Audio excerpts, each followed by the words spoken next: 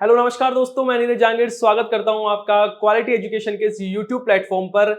आज हम पढ़ने वाले हैं वैश्विक नवाचार सूचकांक। हाल ही में वर्ल्ड इंटेलेक्चुअल प्रॉपर्टी ऑर्गेनाइजेशन द्वारा ये इंडेक्स जारी किया गया है और आज इसके बारे में हम डिटेल से समझने वाले हैं। तो देखो, सबसे पहले हम बात करें कि इसे जारी किसके द्वारा किया जाता है। जो वैश्विक नवाचार सूचकांक है ये जारी किया जाता है वैश्विक बौद्धिक संपदा संगठन, जिसे हम इंग्लिश में क्या कहते हैं, वर्ल्ड इंटेलेक्चुअल प्रॉपर्टी ऑर्गेनाइजेशन। सबसे पहले हम ऑर्गेनाइजेशन के बारे में बात करें तो इसको देखो, इसका स्थापना की गई थी 14 जुलाई 1967 में। और इसमें हम बात करें टोटल कितने देश शामिल है तो इसमें 193 मतलब 193 देश है इसमें शामिल है। साथ ही हम बात करें कि इसके जो जनरल डायरेक्टर हैं वो कौन है, तो वो है आपके डेरेन टेंग। कौन है? डेरेन टेंग है वो, जो आपके वर्ल्ड इंटेलेक्चुअल प्रॉपर्टी ऑर्गेनाइजेशन है इसके क्या है, जनरल डायरेक्टर है। अब देखो, हमने ये देख लिया कि जो वैश्विक नवाचार सूचकांक है वो जारी किसके द्वारा किया जाता है। फिर हम बात करते हैं कि टॉप किसने किया है। तो देखो, स्विट्जरलैंड ने टॉप किया है। और साथ ही मैं आपको बता दूं कि ये कौन सा संस्करण है, तो ये इसका 16वां संस्करण है। कौन सा संस्करण है? तो ये इसका 16वां संस्करण है। और टॉप किसने किया है, तो स्विट्जरलैंड ने टॉप किया है। और हम भारत की बात करें तो भारत का स्थान है इसमें 40वां। और भारत के स्कोर की बात करें तो इसमें भारत का स्कोर कितना है, तो भारत का स्कोर इसमें 38.1 स्कोर के साथ भारत कौन से स्थान पर है, तो 40वें स्थान पर इस पे आता है। फिर देखो, हम आगे देखें, ये सूचकांक दुनिया भर के यहां कर लेना है 132। क्या कर लेना है? 132 देश है वो इसमें शामिल है। 132वें स्थान पर हम बात करें तो जो अंगोला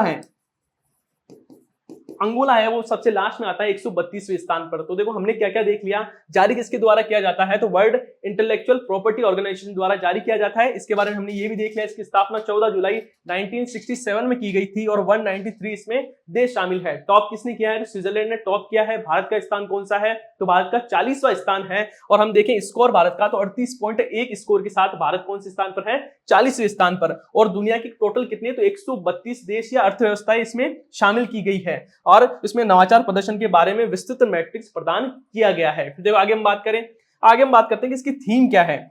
तो देखो, इसकी थीम है innovation in the face of uncertainty. तो ये भी आपको याद रखनी है, जब इसकी आपको थीम पूछी जाए तो थीम क्या है, innovation in the face of uncertainty इसकी थीम है। फिर देखो, हम बात करें कि रीजन के हिसाब से कौन सा देश है वो टॉप पर है, मतलब अलग अलग रीजन के बारे में भी इसमें रिपोर्ट में बताया गया है। तो देखो, सबसे पहले हम बात करें लैटिन अमेरिका एंड कैरेबियन की बात करें तो इसमें ब्राजील है उसने टॉप किया है। हम बात करें नॉर्थ अमेरिका की, तो देखो नॉर्थ अमेरिका जो रीजन है उसमें यूनाइटेड स्टेट्स ने टॉप किया है और दूसरे स्थान पर कौन है, कनाडा है। फिर हम बात करें सब सहारा अफ्रीका की बात करें तो इसमें देखो साउथ अफ्रीका ने टॉप किया है, फिर है आपके बोत्सवाना और फिर है आपके सेनेगल। फिर हम बात करें यूरोप की, देखो यूरोप में स्विट्जरलैंड ने टॉप किया है। और अब आगे बात करें आपके नॉर्थ अफ्रीका और वेस्टर्न एशिया की, तो इसमें इजराइल ने टॉप किया है। और अब इंपॉर्टेंट आता है कि भारत ने देखो सेंट्रल साउथर्न एशिया की बात करें तो इसमें भारत ने टॉप किया है। तो ये आपसे पूछा जा सकता है, तो इसको आपको याद रखना है कि जो सेंट्रल एंड साउथ एशियन है उसमें किसने, भारत ने टॉप किया है। फिर हम देखो बात करें कि साउथ ईस्ट एशिया में किसने टॉप किया है, तो देखो सिंगापुर ने इसमें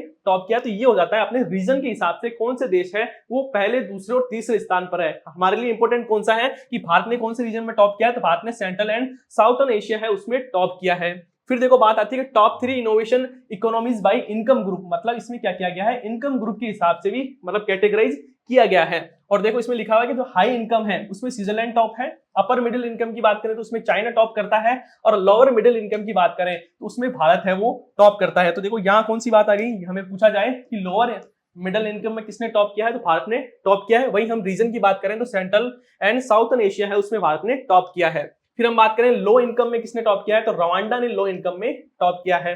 अब हमारे पास आती है कि इस रिपोर्ट में ऑल ओवर कौन कौन से देश है जिन्होंने टॉप किया है। तो देखो, स्विट्जरलैंड है वो पहले स्थान पर है। इसके स्कोर के बारे में हम बात करें तो देखो 67.6 स्कोर है। इसमें टोटल हम बात करें तो जो 80 संकेतक है, मतलब इसमें 80 संकेतकों के आधार पर ये स्कोर तय किया जाता है। और टॉप किसने किया है, तो स्विट्जरलैंड ने टॉप किया है। फिर देखो, स्वीडन आता है, फिर आता है यूनाइटेड किंगडम, सिंगापुर और फिनलैंड। ये हैं आपके टॉप 6 कंट्रीज। फिर देखो, आगे देखें, हम लास्ट के बारे में बात करें, देखो लास्ट में आता है अंगोला, फिर है नाइजर, फिर है बुरुंडी, माली और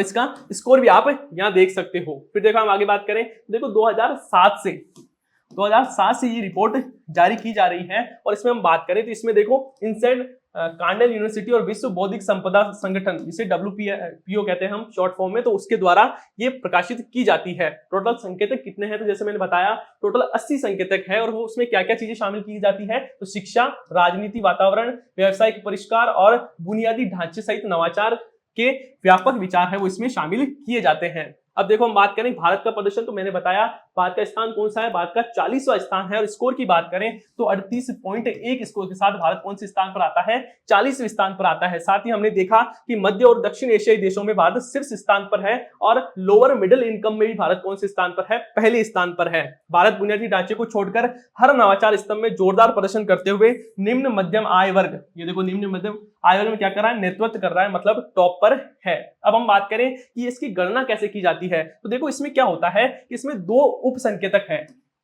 कितने, 2 उप संकेतक है और उन दोनों का क्या किया जाता है, औसत लिया जाता है। इन दोनों का औसत लेकर ये तैयार किया जाता है। अब ये दोनों उप संकेतक कौन से हैं, तो एक तो है आपके इनोवेशन इनपुट इंडेक्स और एक है इनोवेशन आउटपुट इंडेक्स। इन दोनों का क्या किया जाता है, औसत कर ये आपके जो रिपोर्ट है ये तैयार की जाती है। तो आई होप ये आज की जो वीडियो है ये आपके लिए यूजफुल रही होगी। यदि वीडियो पसंद आई है तो वीडियो को लाइक करें और चैनल को सब्सक्राइब करें। धन्यवाद।